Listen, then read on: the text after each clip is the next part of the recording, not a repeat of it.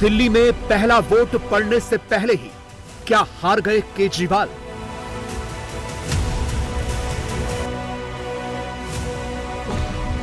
दिल्ली में पहला वोट पड़ने से पहले ही क्या नॉकआउट हो गए केजरीवाल?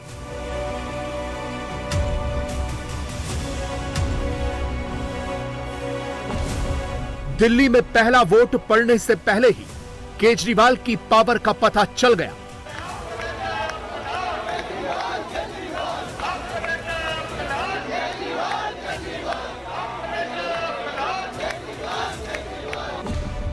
दिल्ली में पहला वोट पड़ने से पहले ही केजरीवाल कितने पानी में हैं, ये दिल्ली वाले अच्छे से समझ गए।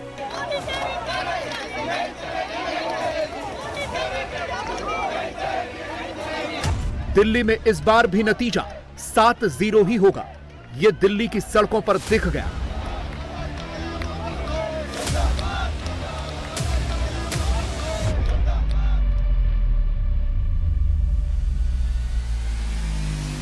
ये कोई एग्जिट पोल नहीं है, ये कोई ओपिनियन पोल नहीं है। दिल्ली में चर्चा आम हो गई है। केजरीवाल की आम आदमी पार्टी डबल ट्रैप में बदनाम हो गई है। अरविंद केजरीवाल की पार्टी पर जब शराब घोटाले का दाग लगा तो केजरीवाल ने विक्टिम कार्ड खेलकर किसी तरह से इसे काउंटर करने के लिए एक नैरेटिव बना लिया। लेकिन जब दिल्ली के मुख्यमंत्री केजरीवाल के निवास में आम आदमी पार्टी की राज्यसभा सांसद स्वाति मालीवाल से मारपीट का मामला सामने आया तो फिर केजरीवाल का सारा सपोर्ट सिस्टम एकदम से ठप पड़ गया। जो पार्टी सड़क पर आंदोलन करके खड़ी हुई थी, बड़ी हुई थी, वही पार्टी सड़क पर आंदोलन के मामले में फिसड्डी साबित हुई। अरविंद केजरीवाल सड़क पर सिर्फ 36 मिनट तक प्रदर्शन कर पाए। 36 मिनट में ही अरविंद केजरीवाल के पांव उखड़ गए। आम आदमी पार्टी कैडर बेस्ड पार्टी है। नेता आते जाते रहे, लेकिन आम आदमी पार्टी का कैडर हमेशा अरविंद केजरीवाल के साथ रहा। पहली बार ऐसा हो रहा है कि आम आदमी पार्टी का कैडर केजरीवाल का साथ नहीं दे रहा। प्रशांत भूषण, शांति भूषण, आनंद कुमार, किरण बेदी, कुमार विश्वास, योगेंद्र यादव, 10-11 साल के अंतराल में कई नेता आम आदमी पार्टी से बाहर निकले या कहिए कि निकाल दिए गए। किसी ने भी केजरीवाल की इमेज को उतना डेंट नहीं किया जितना डेंट स्वाति मालीवाल के केस में लगा है। केजरीवाल के साथ गिनती के ही लोग रह गए हैं। यही लोग हर जगह दिखते हैं। 100, 200, 250 लोगों की ये टीम जब पार्टी ऑफिस में होती है तो आपका प्रचार बंद हो जाता है। ये लोग जब प्रचार में होते हैं तो पार्टी ऑफिस में सन्नाटा हो जाता है। ये लोग जब सीएम हाउस में होते हैं तो प्रचार रुक जाता है, और जब वो किसी धरने में जाते हैं तो पार्टी ऑफिस और सीएम हाउस दोनों खाली हो जाते हैं। दिल्ली में संडे को यही हुआ। केजरीवाल इतने लोग और इतनी हिम्मत नहीं जुटा पाए कि वो आम आदमी पार्टी के ऑफिस से निकलकर बीजेपी के हेडक्वार्टर तक पहुंच जाएं। प्रधानमंत्री जी ने आम आदमी पार्टी को पूरी तरह से खत्म करने और कुचलने का इरादा बनाया है, क्रश करने का इरादा बनाया है। उसके लिए इन लोगों ने एक ऑपरेशन चालू किया है अपने अंदर, जिसका नाम है ऑपरेशन झाड़ू। और उन्होंने कहा कि ये आम आदमी पार्टी वाले बहुत तेजी से बढ़ रहे हैं। इसके पहले कि आम आदमी पार्टी बीजेपी के लिए चुनौती बने, बड़ी बने, उसको यहीं पे कुचल देना जरूरी है। उसके लिए उन्होंने ऑपरेशन झाड़ू चालू किया है। इस ऑपरेशन झाड़ू के तहत आम आदमी पार्टी के बड़े नेताओं को गिरफ्तार किया जाएगा, गिरफ्तार किया जा रहा है।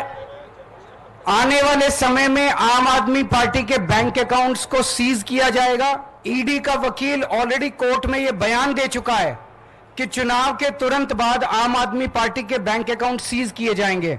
आम आदमी पार्टी और बीजेपी के हेडक्वार्टर के बीच में 1 किलोमीटर का भी फासला नहीं है। दोनों ही पार्टियों के दफ्तर दीनदयाल उपाध्याय मार्ग पर हैं।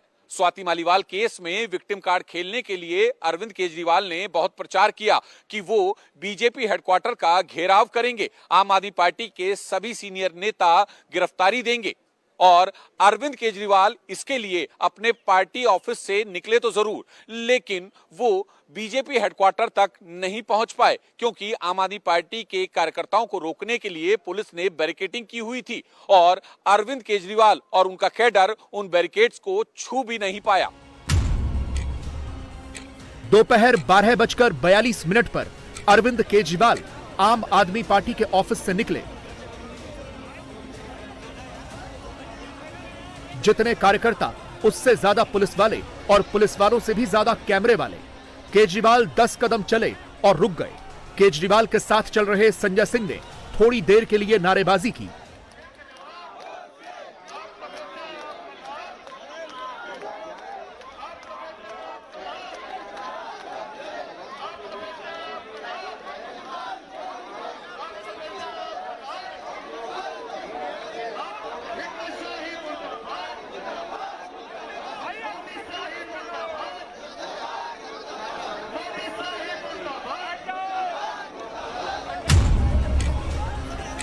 ठीक 36 मिनट बाद दोपहर 1:18 पर केजरीवाल उल्टे पांव वापस लौट गए।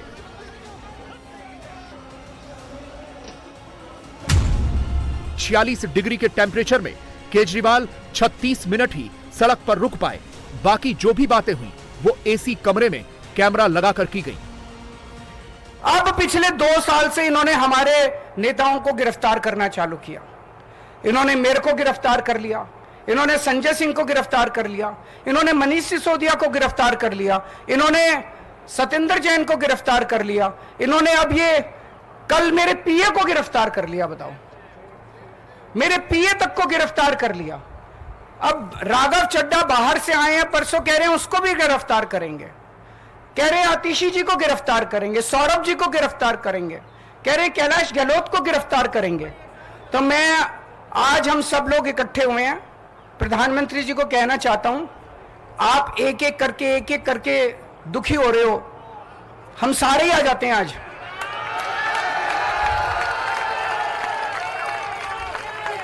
आज आप हम सबको गिरफ्तार करके देख लो, आज आप हम सबको गिरफ्तार कर लो, हम कोई डरने वाले नहीं है।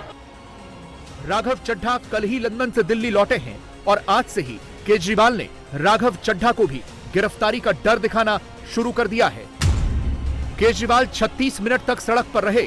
उसी दौरान दिल्ली के सीएम हाउस में दिल्ली पुलिस की टीम घुस गई। सीएम हाउस के सीसीटीवी कैमरों का डीवीआर पुलिस अपने साथ ले गई। अब पुलिस वीडियो फुटेज से स्वाति मालीवाल के बयान का मैच कराएगी। मुख्यमंत्री आवास की सीसीटीवी की फुटेज डीवीआर समेत पुलिस कल ही ले जा चुकी है, डीवीआर समेत ले जा चुकी है। मुख्यमंत्री के जो सिक्योरिटी गार्ड्स और सिक्योरिटी पे जो बाहर जो सारे के सारे सीसीटीवी कैमरे हैं, डीवीआर खुद ले जा चुके हैं। और खबरें प्लांट की जा रही है कि डीवीआर नहीं मिली, फुटेज नहीं मिली, फुटेज गायब कर दी गई। लगातार झूठ दिल्ली पुलिस क्यों फैला रही है, सवाल उठता है। स्वाति मालीवाल केस में पुलिस जांच जब तक पूरी होगी तब तक दिल्ली का चुनाव पूरा हो जाएगा। केजरीवाल को इसी साइड इफेक्ट की चिंता है। दिल्ली में आम आदमी पार्टी का इलेक्शन कैंपेन एक स्वाति मालीवाल के केस ने डिरेल कर दिया है। केजरीवाल पंजाब पर भी फोकस नहीं कर पा रहे। पंजाब में भगवंत मान अकेले प्रचार में लगे हुए हैं। जीते तो सेहरा भगवंत मान के सिर सजेगा, हारे तो ठीक राह केजरीवाल के सिर फूटेगा। अरविंद केजरीवाल ऐसे पॉलिटिशियन हैं जो कि अपना स्क्रिप्ट खुद ही लिखते हैं, उस स्क्रिप्ट के हिसाब से स्क्रीन प्ले भी खुद लिखते हैं और उसी हिसाब से एक्टिंग भी खुद ही करते हैं। यानी कि स्क्रिप्ट राइटर, डायरेक्टर, एक्टर तीनों अरविंद केजरीवाल खुद हैं। केजरीवाल के स्क्रिप्ट में पिछले 10 सालों से एक ही विलेन हैं और वो विलेन हैं प्रधानमंत्री नरेंद्र मोदी। हालांकि यहाँ पर केजरीवाल बहुत चालाकी बरतते हैं। जब भी दिल्ली विधानसभा का चुनाव हो, वो मोदी बनाम केजरीवाल की लड़ाई बिल्कुल भी क्रिएट नहीं करते। उनको पता है कि यहाँ पर उन्हें नुकसान उठाना पड़ सकता है, लेकिन लोकसभा के हिसाब से विलन लगातार मोदी को साबित करते रहते हैं। केजरीवाल दिल्ली में कांग्रेस से अलायंस करके चुनाव लड़ रहे हैं, लेकिन अब तक उनकी पार्टी कांग्रेस की कीमत पर ही बढ़ी है। केजरीवाल कभी कांग्रेस के कंधे पर चढ़कर बढ़े तो कभी कांग्रेस को कुचल कर बढ़े। यूपी में सपा और कांग्रेस का रिश्ता भी ऐसा ही रहा है। सियासत का इतिहास राहुल को भी मालूम है, अखिलेश को भी पता है, मगर मोदी से अकेले भिड़ना मुमकिन नहीं, इसलिए हाथ मिलाने की मजबूरी है। उत्तर प्रदेश की रायबरेली और अमेठी का चुनाव सिर पर खड़ा है, इसलिए राहुल गांधी धक्के खा खाकर भी प्रचार करने को मजबूर हैं। यूपी के फूलपुर में सपा के कार्यकर्ता ऐसे बेकाबू हुए कि राहुल गांधी को अखिलेश यादव के साथ ज्वाइंट रैली कैंसिल करनी पड़ी और भाषण दिए बिना लौटना पड़ा।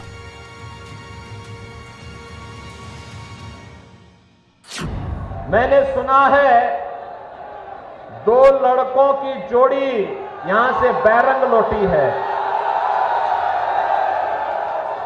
मैंने सुना है जिस जोड़ी को 2014, 2017, 2019 में उत्तर प्रदेश की जनता ने खारिज किया था, वह एक बार जोर आजमाइश करने के लिए आई थी, लेकिन फूलपुर ने उनको आसमान दिखा दिया है।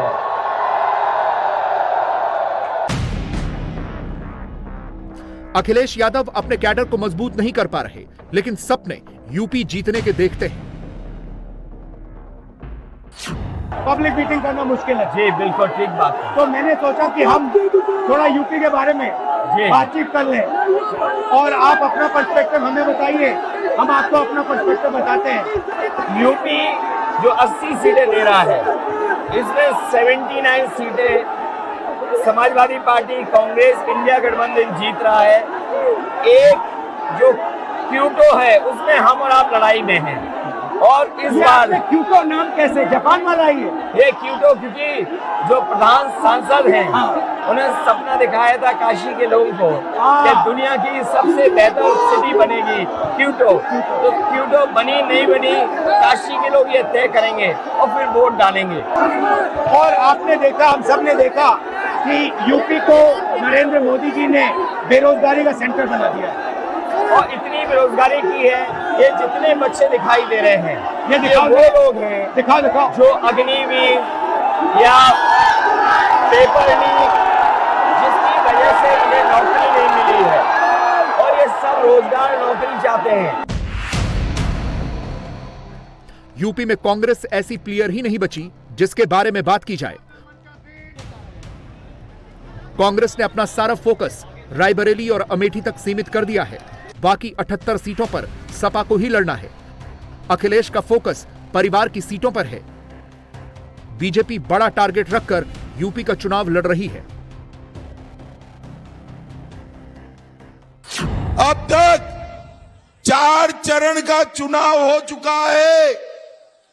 आपको 4 चरण का परिणाम जानना है क्या? अरे जोर से बोलो, जानना है क्या? और जोर से बोलो, जानना है क्या? 4 चरण में इंडी अलायंस का सुपड़ा साफ हो गया और मोदी जी पूर्ण बहुमत प्राप्त कर तेज गति से 400 की ओर आगे बढ़ने का काम नरेंद्र मोदी के नेतृत्व में भारतीय जनता पार्टी करेगी। यूपी में बीजेपी के प्रचार अभियान की कमान प्रधानमंत्री के अलावा मुख्यतः 2 नेताओं के हाथों में है, और वो नेता हैं गृहमंत्री अमित शाह और उत्तर प्रदेश के मुख्यमंत्री योगी आदित्यनाथ। इन नेताओं की सभाओं और रैलियों और रोड शो को अगर ट्रैक करें तो सीधे समझ में आता है कि बीजेपी की कोशिश है कि चुनाव बड़े इश्यूज पर ही लड़े जाएं। जब भी बड़े इश्यूज पे चुनाव होते हैं, बीजेपी को उसका फ़ायदा होता है। चुनाव बहुत ज़्यादा लोकल होने लगे तो उसमें नुकसान का खतरा रहता है। इस हिसाब से अमित शाह उन मुद्दों को उठाते हैं जो कि केंद्र सरकार ने पूरा करके दिखाया है। दूसरी तरफ योगी आदित्यनाथ उन मुद्दों को छेड़ते हैं जो कि यूपी की सरकार ने पूरा करके दिखाया है, और इस तरह से दोनों नेता एक बिग पिक्चर बनाने की कोशिश कर रहे हैं। अमित शाह के भाषण में राम मंदिर, पीओके, धारा 370 और मुस्लिम आरक्षण जैसे इश्यूज पर फोकस होता है। योगी आदित्यनाथ के भाषणों में बुलडोजर, माफिया, दंगा नियंत्रण, कांवड़ यात्रा, राम मंदिर आंदोलन, अयोध्या गोलीकांड, तुष्टीकरण, सपा फैमिली, बुआ और बबुआ जैसे जुमलों की भरमार होती है। राहुल बाबा मुझे कहते थे जब पार्लियामेंट में मैं बिल लेकर खड़ा हुआ, वो कहते थे 370 मत हटाइए, खून की नदियां बह जाएगी। अरे राहुल बाबा, 5 साल हो गए, खून की नदियां छोड़ो, कंकड़ चलाने की किसी की हिम्मत नहीं है। कंकड़ की ये नरेंद्र मोदी सरकार है। कि फिर एक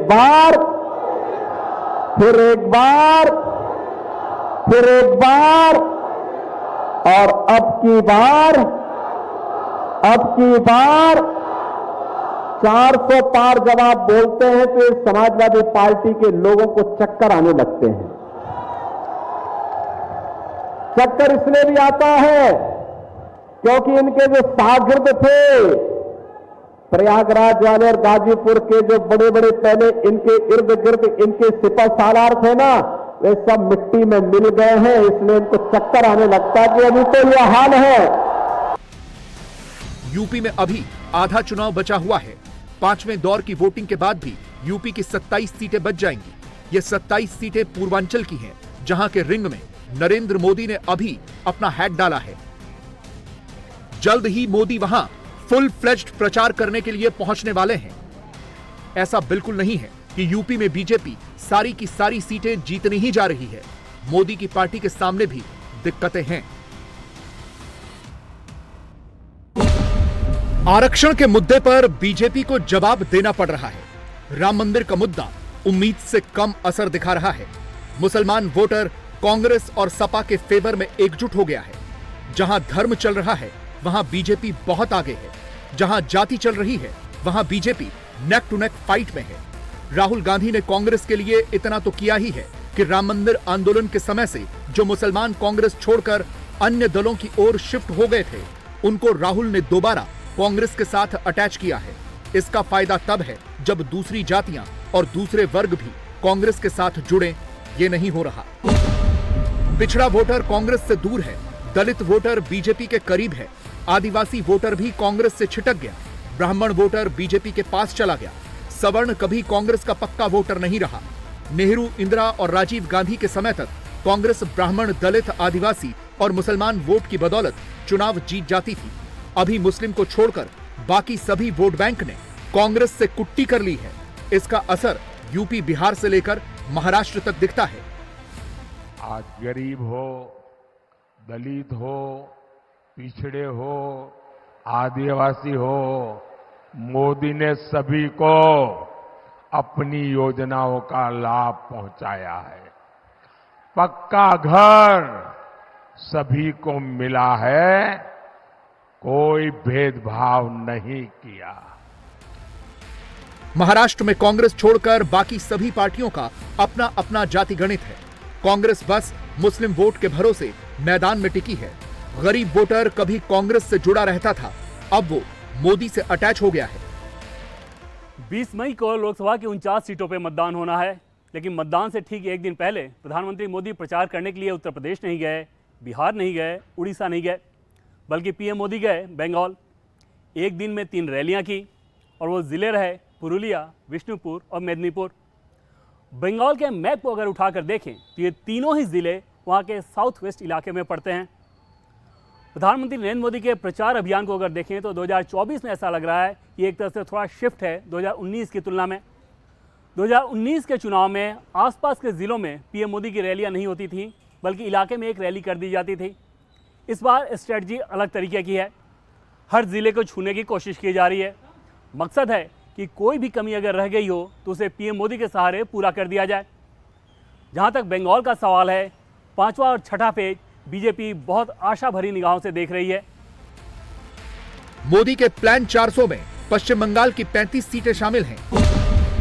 35 तक जाने के लिए बीजेपी को अपनी सीटें 18 से डबल करनी होंगी। 35 तक पहुंचने के लिए बीजेपी को टीएमसी की सीटें 22 से 2/3 कम करनी होंगी।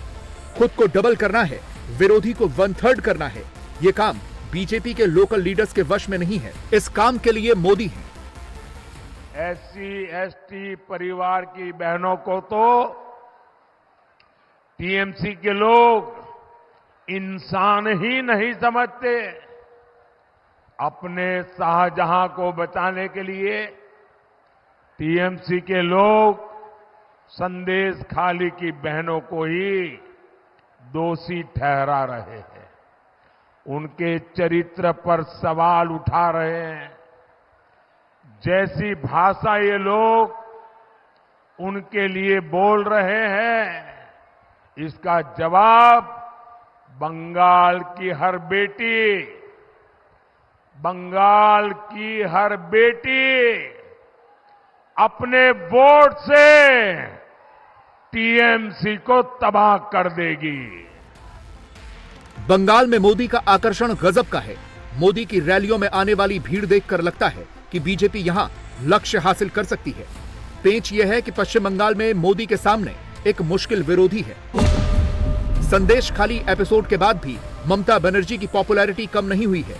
बंगाली भद्रलोक में ममता अब भी पॉपुलर है। बेनिफिशियरी स्कीम्स के कारण गरीब वोटर्स में भी ममता की पैठ है और महिलाओं के बीच महिला होने का फायदा तो दीदी को है ही। 2021 के बंगाल चुनावों में बीजेपी को ममता पर पर्सनल अटैक का नुकसान हुआ था। मोदी इस बार ऐसी कोई गलती नहीं कर रहे। एक और प्रहार की जरूरत है। बंगाल में फिर टीएमसी के आतंक, अत्याचार और भ्रष्टाचार के किले को गिरते देर नहीं लगेगी। 2014 के चुनाव में बीजेपी ने बंगाल में 17% वोट हासिल किए थे और सीटें मिली थी 2। 2019 के चुनाव में बीजेपी ने बंगाल में 40% वोट हासिल किए और सीटें मिली 18। 2014 में टीएमसी ने 40% वोट शेयर हासिल किया और सीटें मिली 34। 2019 में टीएमसी ने 43% वोट हासिल करके भी सीटें जीती 22। बंगाल बदल रहा है, लेकिन उस रफ्तार से नहीं जैसा बीजेपी ने सोचा है। बंगाल धीमी रफ्तार से चेंज हो रहा है। 2019 में बंगाल बीजेपी की ओर बढ़ा, फिर 2021 में वापस टीएमसी की ओर मुड़ गया। जैसे गंगा का पानी बंगाल पहुंचकर स्थिर हो जाता है, धीरे धीरे बहने लगता है, उसी तरह बंगाल में बीजेपी भी धीरे धीरे बढ़ रही है।